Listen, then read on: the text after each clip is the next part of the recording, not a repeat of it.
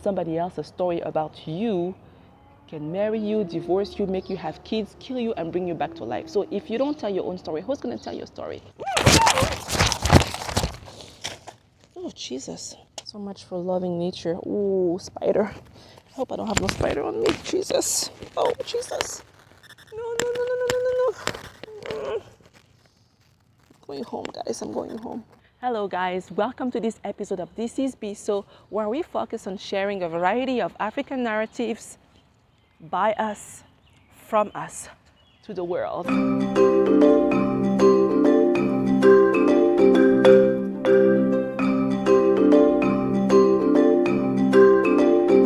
Today, I am sharing with you a story that I myself became aware of just a couple months ago. So it's a new story to me, but unfortunately, it is not new. The concept behind the story is not new, and is as old as the times where other people believed that Black people were savages and unintelligent. And the sad part is that God knows that it's still a prevalent thought in today's world, even though a lot of people do not want to acknowledge it. They believe that Black people are just less intelligent, appear comical, just not as sophisticated or evolved as other people. But guess what? That's changing. That's changing because we're waking up, we're standing tall, head high, and we're telling our own story ourselves. What defines us and who we are. About a little over 100 years ago, a young man from an area that is found in today's Congo, DRC, was captured and sold into slavery. He was then bought by an American man by the name of Samuel Werner. Now, guess what Mr. Werner was doing in that part of the world? Let's try some guesses. Was he a missionary preaching the gospel and sharing the good news that Christ loves everyone equally and values all mankind? Nope. Was he on a journey of discovery like some of these great adventurers, seeking to map out, mountains and valleys and fauna and flora and all these types of things? Nope. Was he a mercenary hired by King Leopold who had already slaughtered millions of people, cutting their limbs? If he decided that they hadn't harvested enough rubber for him to trade and sell to make himself and his kingdom important like his other European counterparts? If you didn't know who was King Leopold, well, guess what? That doesn't surprise me. He conducted one of the most silenced and denied genocide of history, killing and cutting the limbs, hands, and feet, particularly hands, of people in the area of Central Africa, the ancient Congo Kingdom, which extended, I think, all the way to Angola and up to Congo-Brazzaville and, today's DRC. And so he basically, killed people because he thought that he didn't work hard enough to harvest the rubber. And maybe other rubber at the time was a very, very important resource that was very valuable. And Belgium was a teeny, teeny, teeny, tiny kingdom compared to the area which King Leopold found very, very valuable in the area of Central Africa. So back to Mr. Werner. So Mr. Werner left the United States, guys, okay? He sailed on months-long trip all the way to Africa, and he knew what he was looking for: savages to display at a fair. Mr. Werner came knowing exactly what he was looking for. He had in mind exactly what would make the deal for his fair was unusually looking savages. If you like this video so far, please consider subscribing, like, share, put a comment down below. This actually helps for this video to be seen by more people and for our stories and our narratives to be shared all across the world. And I actually really appreciate you guys for that. So Ota Benga, the young man that was bought by Mr. Samuel Werner, actually he bought his freedom, that's what we know, was taken along with other companions across the sea all the way to be displayed at the St. Louis World Fair in 1904. So my friends, typically at the fair, what do you see? You may see handmade articles, items, maybe like art, jewelry, maybe even like food items, special food items that you may not find all the time and stuff like that. But at this particular fair, we had human beings that were displayed as exhibits. Okay, and the justification was that they were in the anthropological exhibit section of the fair, which of course would have been attracting lots and lots of people who were coming to see unusually looking human beings. Now, if I've lost any of you guys with the word anthropological, please, that's not my intention. Let me go find you wherever you are. Come back along with for the journey, and let's continue our trip through this somber part of history. What does anthropological mean? Well, the Merriam-Webster dictionary says that anthropology is the study of, and I'm going to read, the study of the science of human beings, and I'm reading so I don't, lie here. The study of human beings and their ancestors through time and space and in relation to physical character, environmental and social relations and culture. So basically studying human beings and or maybe a particular ethnic groups and their ancestors and their cultural norms and the environment in which they live and all of that stuff. Okay, so for our St. Louis World's Fair, the anthropological exhibit, section was basically human beings who were thought to be unusual, usually looking, maybe had different norms and things like that, that would interest the public, some sort of an attraction, a curiosity, and it's really funny to me because, at that point in time, it could have been any race, any and every race, any and every, ethnic group, would look unusual to the people of the time, whoever lived in St. Louis, Missouri, or whoever was the predominant ruling class in the United States at the time. Okay. So I mean, any ethnic group was fair game, quite frankly, and that's kind of funny to me because that would be the entire world minus a minority. Okay, I think we're communicating here. So actually, at that same fair, they had even Filipino exhibits, Filipino groups, being exhibited just like they did, Ota Benga and his friends. They also had Native Americans being exhibited, and that's like really funny to me. Like, that's mind-boggling. Don't you think that's crazy? Like, how crazy is that? You come to a land that you find being inhabited by people who've been there for a long time, and you kill them, destroy their communities, and restrict them to certain areas where they're supposed to just stay there and live, under your rulership. And now you take them and you display them as some sort of unusual phenomenon. Okay, I mean, to me, that's just crazy. But hey, it was about making money. I guess, at the time, people thought, absolutely, these Native Americans are just as unusually looking as we are, their customs, everything. We can just put them up there like objects, and we can just have people come by, kids come and look, hey. So at this point, you may feel some sort of anger or disgust, regarding towards Mr. Werner. But actually, he has two things going on for him, positive, karma-wise positive. Number one is the story says that he did buy Ota Benga's freedom. So Ota Benga was sold into slavery and Werner came and bought him.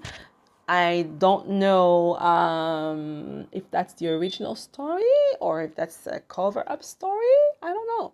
And also, second thing is that Mr. Werner actually returned Ota Benga and his companion the next year in 1905. So when Werner returns them in 1905, to Central Africa, to, Congo area, unfortunately, Ota Benga is not returned to the area where he's originally from. So wherever he's returned, he's lost, confused, and doesn't know like how to get to where he's from, and so he tries hard to belong to that group that he's found himself amongst. That's the Batwa tribe, and he even marries a Batwa woman, but he just doesn't have that sense of belonging. If you've learned or known anything about Pygmy groups, and then I know there's also many other ethnic groups throughout the world and even in Africa that are very, very close-knit, and so much so that the interests of the group take precedence over like personal will and individual will, and their sense of purpose is found within belonging to that group. They find fulfillment and satisfaction, through that group. Then you would understand that Ota Benga, really, whatever he could have done would not have helped him, gain that sense of purpose that was taken from him forever. So just when you think that the story is going to be over and he's returned there and he's going to try to find, his way somehow over there, well, there's another twist to the story. Ota Benga doesn't have a sense of belonging, where he's being returned. And the Batwa wife he has married died. So she dies, and that completely cements his sense of not belonging there at all. So he asks to return with Mr. Werner to America, and apparently Mr. Werner doesn't return straight away to America. He actually travels Africa with Ota Benga. So I'm not sure how long they traveled around Africa and whatnot, but eventually they return to the US. I don't know if Mr. Werner was aware that, he wasn't having like a dog or a cat that he could just put in the shelter for when it would be inconvenient, and he actually had a human being next to him, which I thought back at that point would be a companion. But when he gets to the US, listen, his pockets are not as full. He's taken some time off from, making money from his association with the World Fair in St. Louis, and he realized that Ota Benga is gonna have to be taken care of. He needs to eat, he needs a place to stay, and all that. So Werner decides to do something. He makes arrangements for Ota Benga to be housed, guess where? At the American Museum of Natural History in New York. Ota Benga is used to his freedom and his way of life, so he doesn't fare well, being housed. He basically is like captive, feels like a prisoner, and, he just doesn't work well for him and for the people at the museum, because what happens, he flings a chair at some wealthy donor during like a fancy event or something. And the people at the museum say, enough with this savage, we're done. Let's put him someplace else. And guess where they put him? They make arrangement for him to be housed at the zoo, the Bronx Zoo, just like an animal. And the master thinks, that's the perfect place. Listen, we know he's not an animal, but, he's kind of a savage, subhuman, being. What's the big deal? He can roam around free over there, and, he can be with apes and the chimps, whom he seems to be very closely related to. So, somebody over there at the zoo gets a brilliant idea. Let's hang a hammock in the chimp's cage, okay? And let's give him a bow and an arrow and just let's watch. So that's what they do. And guess what? Somebody thinks it's a great exhibit. Let's open the fair. Let's open the zoo. Let's open the exhibit up.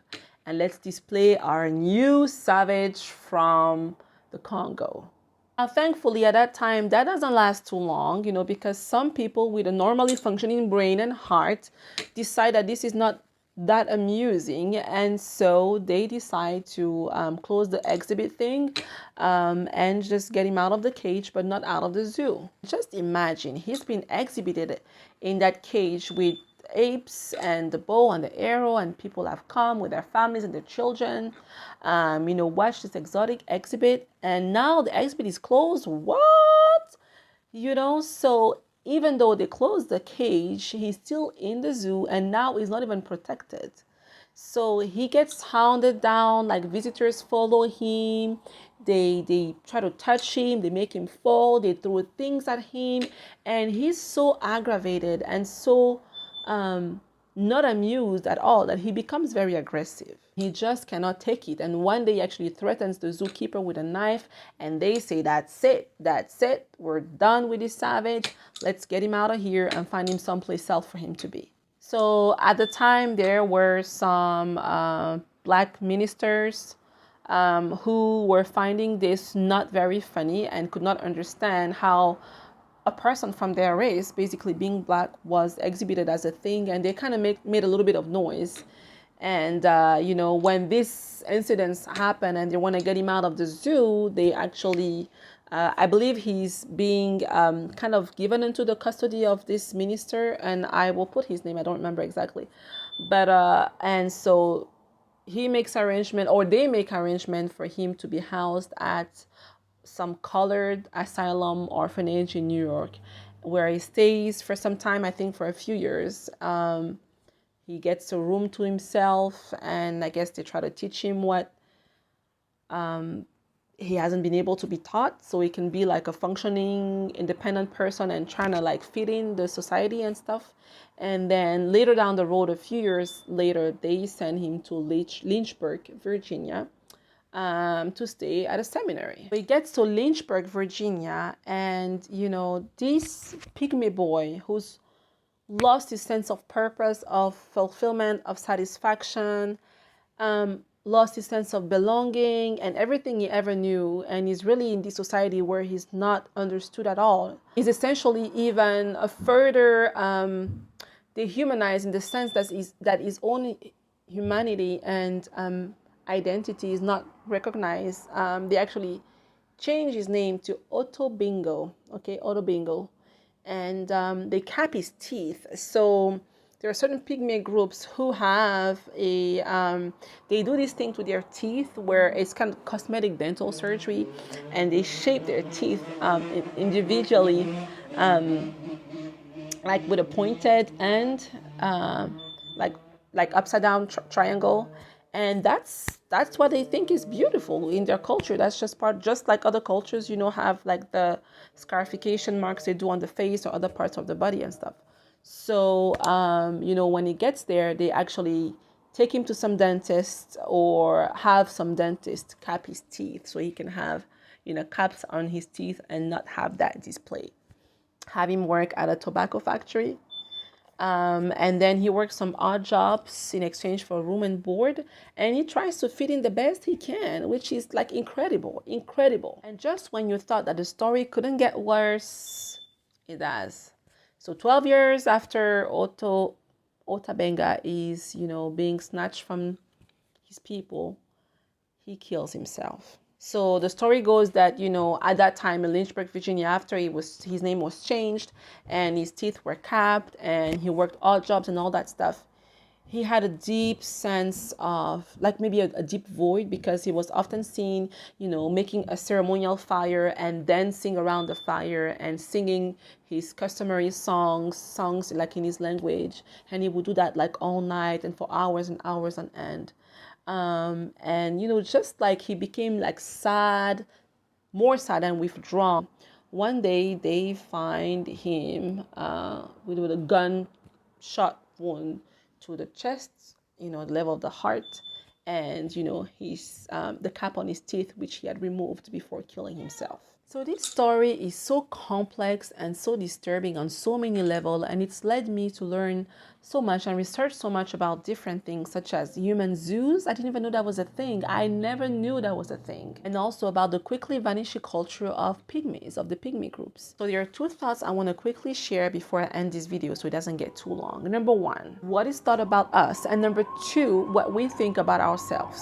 For number one, can you believe that Darwinism, the theory of evolution and all the concepts related to that was actually used to justify and defend the things that were done to Black people and people of other races and color, but I'm focusing on Black people. Like they actually used science to affirm their racism and their backward thinking, and you would think that it's people who aren't really traveled or aren't really learned or cultured or instructed, who think things like that. But no, I guess you could use science to justify whatever you want. But listen to what the New York Times said about the Ota Benga case. We do not quite understand all the emotion which others are expressing in the matter. Pygmies are very, very low in the human scale, and whether they are really closer to the anthropoid apes than the African savages, or whether they are viewed as the degenerate descendants of ordinary Negroes, they are of equal interest to the student of ethnology and can be studied with profit. The suggestion that Benga should be placed in a school instead of a cage ignores the high probability that school would place a torture to him, and one from which he could draw no advantage whatsoever. The idea that men are all much alike except that they have had or lacked opportunities for getting an education out of books is now far out of date. Translation: if you're black, if you're a savage or whatever, it doesn't matter. It's not about that you didn't get equal opportunities. It's not like you were not afforded, opportunities for you to learn and to be exposed to certain things or maybe learn skills and stuff.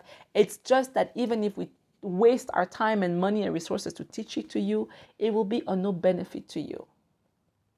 It's the same New York Times of today. Actually, even further, the owner is the same. The family that owned that owned the New York Times at the time, is the same. It's the same family owning them today. So actually, the editor, and I forgot his name, is just the great grandson of the owner of the time. How about that? Hopefully, the change in scenery is not too distracting, and you're still able to follow along the story pretty well. So I'm taking you along with me for a morning walk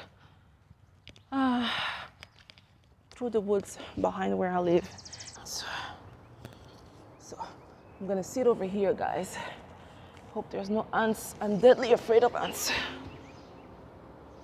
I'm okay with one or two, but when they start being in colony, like an army of ants, that's a problem to me. And I also consider it a very good example of what we could be. One person cannot do everything, but if we have 1,000, 100,000, 1,000,000 of us understanding who we are, what we want to do, I definitely think that we will scare other people and we'll be able to handle big challenges. All right, so let me settle over here for a second. So sorry about the sunglasses. I really literally have the sun in my eyes, but I really like to connect with you guys. So I'm gonna connect eye to eye. I feel like it's more of an authentic type of contact and relationship, especially because behind the camera there's no one. So I really like connecting with you guys in that way. All right, so my last word to stories such as this, I think, is exactly the reason why we have to step out of our comfort zone, and absolutely confidently step out boldly and apologetically and just say what our story is. We can't be content with being comfortable just doing our thing where other people are getting out, are working overtime, painting a picture of us that is not accurate and that serves their own purpose. As you know, others have always painted a very glamorous story for themselves, So how about us? Who's going to tell our story? If you don't tell your story, who's going to tell it for you? Now, when somebody else tells a story about you, it's not the best story about you. Our story isn't perfect. Our story isn't even always pretty, but our story is our story, and we shouldn't let anyone use our story to their advantage. We should be able to state it as truthfully and as authentically as possible, but say the story, say what it is, tell your story.